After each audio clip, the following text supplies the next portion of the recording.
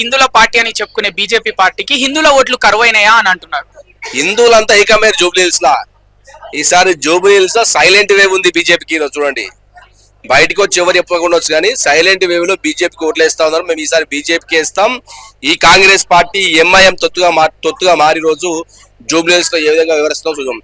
ఒక గుండా వ్యక్తికి రోజు కాంగ్రెస్ నుంచి టికెట్ ఇచ్చారు. గుండా వ్యక్తికి నిన్ననే ఎర్రగడ్డల బోరబండల ఒక వ్యక్తిని నడి రోడ్డు పైన పొడుస్తా ఉన్నారు. అంటే ప్రభుత్వం లేదా? ప్రభుత్వం ఎంత కరువైందా? ప్రభుత్వానికి అధికారం లేదా? పోలీసులకు అధికారం లేదా? ఆపే అధికారం లేదా? అంటే ఇంత ఘోరంగా రేపు పొద్దున నవీన్ యాదవ్ గెలిస్తే జూబ్లీహిల్స్కి ఏం చేశాడు? ఇది అడ్డాలు, రౌడీ షీటాలు, మామూళ్ళు ఇవే అవుతాయి జూబ్లీహిల్స్ లో. కాబట్టి జూబ్లీహిల్స్ లో భారతీయ జనతా పార్టీ అభ్యర్థి లంకల దీపక్ రెడ్డి పైన విశ్వాసం పెట్టి గెలిపిస్తా ఉన్నారు. 11 సంవత్సరాలు నరేంద్ర మోడీ గారి యొక్క దేశానికి కావచ్చు, తెలంగాణ కావచ్చు, అదేవిధంగా హైదరాబాద్కి ఏ విధంగా డెవలప్మెంట్ చేసినో ఆ డెవలప్మెంట్ కార్యక్రమాలు చూసి రోజు భారతీయ జనతా పార్టీకి ప్రజలు ఓటేస్తూ ఉన్నారు. మరి మీ పార్టీ మేము డబ్బులు మంచము మద్యం మంచం అని చెప్తారు, అసలు మీకు విజయం సులువు అవుతుందా?